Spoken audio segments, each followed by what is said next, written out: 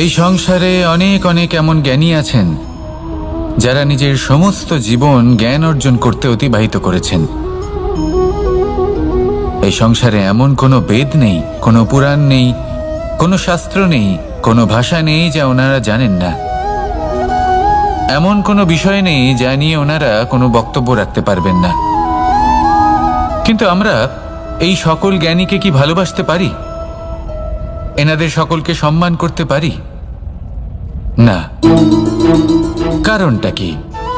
দেখুন, বেদ পড়া একটি আলাদা বিষয়, বেদনা বুঝতে পারা অন্য ব্যাপার।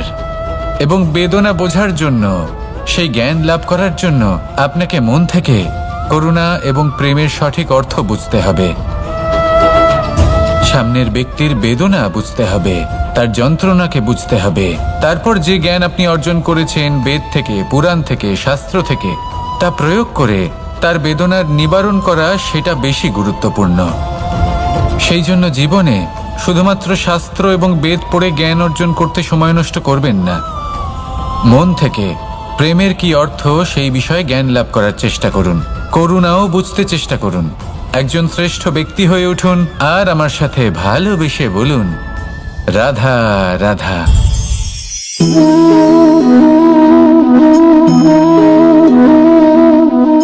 জল এই সংসারের সমস্ত প্রধান তত্ত্বের মধ্যে একটি। এই জল যে কোনো জ্বালা দূর করে, আগুনকে নিভিয়ে দেওয়ার ক্ষমতা রাখে, অবিরল অবিচল ভাবে প্রবাহিত হতে পারে, একে কেউ বাধা দিতে পারে না। এর পথে বাধা সৃষ্টি করলে নিজের পথ নিজেই খুঁজে নেবে বা সে নিজেই নিজের পথ বানিয়ে নেবে, কিন্তু কখনো থামবে না। এই জল হলো মহান, আর এর একটা মহান গুণ আছে, এর নিজস্ব কোনো রং নেই। কিন্তু যখন মেঘ থেকে বৃষ্টি রূপে পৃথিবীতে ঝরে পড়ে, তখন সমস্ত সংসারকে রঙিন করে তোলে। যেখানে খরা হয়েছে সেখানে শ্যামল করে তোলে, যে স্থান শ্যামল সেখানে ভিন্ন ভিন্ন প্রকারের পুষ্প ফুটিয়ে তোলে। এই জল, এই জলের মতন আমাদের হতে হবে। ওর যেমন কোনো রং নেই, আমাদেরও যেন কোনো অহংকার না থাকে। শুধু কর্মের এই ধারাতে বইতে থাকুন, এই সংসারের মঙ্গল করতে থাকুন, শ্রেষ্ঠ কর্ম করতে থাকুন। এই সংসারকে এটা বলার কোনো প্রয়োজন নেই যে আপনি কে। আপনি যদি কর্ম করতে থাকেন তাহলে এই সংসার নিজে থেকেই আপনার মূল্য জানতে পারবে, আর তখন এই মন প্রসন্ন হয়ে বলবে, রাধা রাধা। বড়ই অদ্ভুত ব্যাপার, একটি পাথরের প্রতিমা যখন মন্দিরে স্থাপিত হয় তখন তা আমাদের কাছে ভগবান সম হয়ে দাঁড়ায়। কিন্তু যখন একজন জীবিত মানুষ মন্দিরে গিয়ে থাকেন তখন তার শরীর, মন, আত্মা সেই সব পাথর সম হয়ে দাঁড়ায়। কিন্তু এমনটা আমি ঠিক কেন বললাম ভেবে দেখুন। মানুষ এটা চান যে কোনো পরিস্থিতি, যে কোনো স্থানেই তার বিজয় হোক, কিন্তু এখানে এসে সে পরাজিত হয়। এরকম ঠিক কেন হয়? সমস্ত খেলা হলো ভাবনা চিন্তার, বিচারধারার, দৃষ্টিভঙ্গির, উত্তরদায়িত্বের খেলা। পাষাণের এই প্রতিমা, তার একটি উত্তরদায়িত্ব আছে, আশা ধরে রাখার দায়িত্ব। সেই আশা জানিয়ে মানুষ মন্দিরে আসেন। তেমনি মানুষের একটি উত্তরদায়িত্ব আছে যেটা সে ভুলে যায়, আর সেই উত্তরদায়িত্ব হলো এটা, যে মন্দিরে যে ভগবানকে সে প্রসন্ন করতে যাচ্ছে তাকে সে তখনই খুঁজে পাবে যখন পূর্ণরূপে সে সমর্পিত থাকবে। যদি মনে সমর্পণের ভাব না থাকে তাহলে ভগবান কখনো প্রসন্ন হবেন না। নিজের উত্তরদায়িত্ব বোঝার বদলে মানুষ শুধু একটা অনুষ্ঠান পালন করেন, যেমন ফুলের একটা মালা অর্পণ করেন, আর সেই কারণেই তিনি পরাজিত হন। আপনি ফুলের মালা অর্পণ করুন, প্রসাদ অর্পণ করুন, কিন্তু মনের মধ্যে পূর্ণ সমর্পণের ভাব থাকা প্রয়োজনীয়। তবেই আপনি মন্দিরে গিয়েও প্রাণবন্ত হয়ে থাকতে পারবেন, তবেই ঈশ্বরকে প্রসন্ন করতে পারবেন। আসুন আমার সাথে ভালোবেসে বলুন, রাধা রাধা।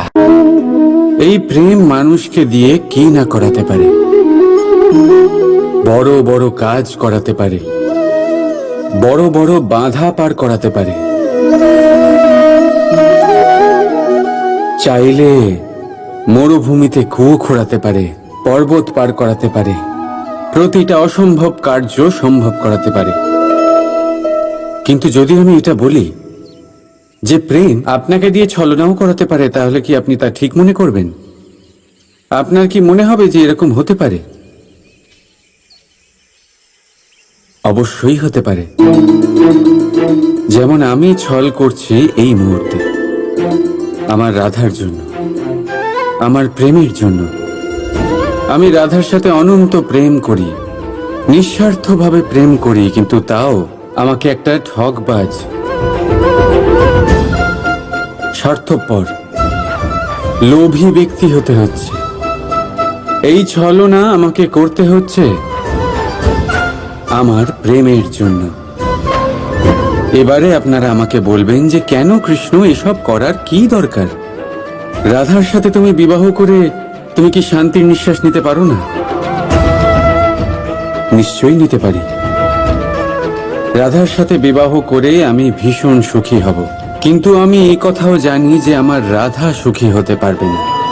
কারণ যদি এই বিবাহ হয়, তার মাতা পিতা, তার পরিবারকে বর্ষণা ত্যাগ করতে হবে। রাধার মনের মধ্যে একটা গভীর ক্ষতের সৃষ্টি হবে। দুঃখ তাকে কুরে কুরে খাবে। ও এটা মনে করবে, এটা জানবে যে ওর জন্য ওর মাতা পিতাকে এত কষ্ট ভোগ করতে হচ্ছে। এবার রাধার কষ্টকে ভিত বানিয়ে কৃষ্ণ নিজের সুখের মহল কি করে তৈরি করতে পারে? কারণ যাদের আপনি ভালোবাসেন শুধু তাদের ভাবনা নয়, আপনার প্রেমিক যাদের ভালোবাসে তাদের ভাবনার খেয়াল রাখাটাও আপনারই কর্তব্য। আর কখনো কখনো নিজের প্রেমকে উঁচুতে উঠতে দেখতে গেলে আপনাকে নিজেকে নিচে নামতে হবে। এমন কোনো কাজও আছে যা আপনাকে আপনার প্রেমের জন্য করতেই হবে। রাধা রাধা। মানুষ কতটা বিচিত্র হতে পারে।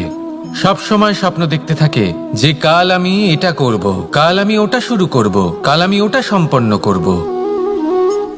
এই যে কাল শব্দটা, এই কাল অত্যন্ত বিচিত্র এক শব্দ। আমরা সবসময় এটাকে আসতে দেখতে পাই, কিন্তু এটা আসাতে বর্তমানে পরিণত হয়। আবার আজ নতুন কাল দেখতে পাই, তার জন্য অপেক্ষা করি, যখন সেটা সামনে আসে বর্তমানে পরিণত হয়। এই কাল সবসময় একটা মিথ্যে সান্ত্বনা দেয় যে সে আসছে, কিন্তু সে কখনোই আসে না। যেটা আপনার হাতে রয়েছে তা হলো আজ, বর্তমান। তাই যা করার আছে, যা সম্পন্ন করতে চান, যা শুরু করতে চান, আজ করুন, বর্তমানে করুন। কারণ আজ আপনি যা করবেন সেটাই আপনার ভবিষ্যৎ নির্ধারিত করবে। ভবিষ্যতের বিষয় ভাবতে থাকলে ভবিষ্যৎ সুন্দর হবে না। আজ কর্ম করতে হবে। তাই আজ বর্তমানে জীবনযাপন করুন, কর্ম করুন, আর আমার সাথে ভালোবেসে বলুন রাধা রাধা। পঞ্চম তত্ত্ব, আকাশ, নব, ব্যোম। আসলে কোনো ভ্রম নাকি সত্য? ভ্রম তো হতে পারে না, কারণ ভ্রমের মধ্যে কেউ বাঁচতেই পারে না। আর যদি সত্য হয় তাহলে এতটাই বিশাল যে আমাদের চোখের থেকে, আমাদের ইন্দ্রিয়ের থেকে, আমাদের মস্তিষ্কের থেকে, আমাদের চিন্তা ভাবনার থেকেও অনেক ঊর্ধ্বে, যাকে আমরা বুঝতেই পারি না। এটা যতটাই বিশাল আকার, ঠিক ততটাই সরল। এই আকাশ যতই অন্ধকারাচ্ছন্ন, ততটাই আলোর প্রকাশ প্রদান করে থাকে। দেখতে গেলে এ হলো জীবনের সঞ্চালক, কিন্তু যদি ক্রুদ্ধ হয়ে যায় তাহলে প্রাণ কেড়ে নিতেও দ্বিধা বোধ করে না। এই আকাশ শুধুমাত্র পৃথিবী লোক নয়, বরং এই সমগ্র ব্রহ্মাণ্ডকে, এই সমগ্র সৃষ্টিকে, এর প্রত্যেকটা তারাকে, প্রত্যেকটা গ্রহকে একটা বিশেষ স্থান প্রদান করে। এর নিজের কোনোই অস্তিত্ব নেই, কিন্তু সকলকে অস্তিত্ব প্রদান করে। এটাই হলো এই আকাশের মাহাত্ম্য। এই আকাশই হলো মাহাত্ম্যের প্রতিরূপ, যা আমাদের ভাবনা দ্বারা উৎপন্ন হয়। আপনিও আকাশের মতো এই বোধকে আপন করে নিন। আপনার জীবনও আকাশের মতন মহান এবং বিশাল হয়ে উঠবে। আর তখনই মন সুপ্রসন্ন হয়ে বলবে, রাধা রাধা। আপনার থেকে বড়, আপনার থেকে মহান হলেন সেই গুরু। এটা কি আবশ্যক যে সেই গুরু কোনো ব্যক্তিই হবেন? কখনোই নয়। গুরু হলেন একটা তত্ত্ব, গুরু হলেন একটা শক্তি। গুরু একজন ব্যক্তি হলে শুধুই একজনই হতেন, কিন্তু তা নয়। গুরু হলেন একটা অনুভূতি, গুরু হলেন শ্রদ্ধা। গুরু তিনি যিনি আপনার ব্যক্তিত্বের পরিচালক হন। গুরু তিনি যিনি আপনার ব্যক্তিত্বের নির্মাতা হন। আপনি কখন, কোথায়, কোন স্থানে, কি রূপে গুরু লাভ করবেন আর কি শিক্ষা লাভ করবেন তা নির্ভর করছে আপনার মানসিকতার উপর, যে আপনি সকলকে কিভাবে আপন করে নিতে পারেন। যদি আপনি গুরুকে আপন করতে চান, জ্ঞানকে আপন করতে চান, তাহলে আপনার মধ্যে শ্রদ্ধা জাগ্রত করতে হবে, সামর্থ্য জাগ্রত করতে হবে। আপনি গুরু এবং জ্ঞানকে আপন করে নিতে পারলে তা এমনিই আপনাকে মহান করে তুলবে। তাহলে আসুন আর আমার সাথে ভালোবেসে বলুন, রাধা রাধা। এই সংসারে এমন কিছু মানুষ আছেন যাদেরকে আপনার ভালো লাগে, তারা আপনার প্রিয়। আমরা চাই ওনারা আমাদের কাছে থাকুন, আমরা ওনাদের কাছে থাকি। এবার সেই ক্ষেত্রে আমরা তাদের ভালো ভালো উপহার দেওয়ার চেষ্টা করি, কারণ ওনারা হলেন আমাদের প্রিয়। আর তার বদলে আমরা আশা করে থাকি যে ওনারা আমাদের একটু সম্মান করবেন। এবার এই মানুষজন যারা আমাদের প্রিয়, এদের আমরা একটা উপহার দিই। সোনা দিয়ে থাকি, আভূষণ দিয়ে থাকি, হিরে মুক্তো দিয়ে থাকি। কিন্তু যদি ভেবে দেখি, এই সব কিছুরই একটা মূল্য আছে। ভেবে দেখুন, আপনি কি তাদের এমন কোনো উপহার দিতে পারেন যা কিনা অমূল্য? তা এরকম উপহার কি হতে পারে? ঠিক বলেছেন আপনি, প্রেম। এই প্রেমই হলো অমূল্য, কারণ মন থেকে এর উৎপত্তি হয়। না চেয়ে পাওয়া যায় আর না ছিনিয়ে নেওয়া যায় এই ভালোবাসা। ঠিক এইরকমই হয় এই সম্মান। যদি সম্মান করো তাহলে মন থেকে এবং ভালোবেসে করো, ভয় পেয়ে নয়। মনে রাখবেন, যে মাথা ভয়ের দ্বারা নত হয়, বিরোধিতাও প্রথমে সেই করে থাকে। যে মাথা ভালোবেসে নত হয়, তা আপনার জন্য বলিদানও দিতে পারে। এই সংসারের সব থেকে বড় উপহার, সব থেকে বড় বরদান এই প্রেম এবং সম্মান। তাকে সম্মান করুন আর আমার সাথে ভালোবেসে বলুন, রাধা রাধা। কখনো কোনো চাতককে দেখেছেন?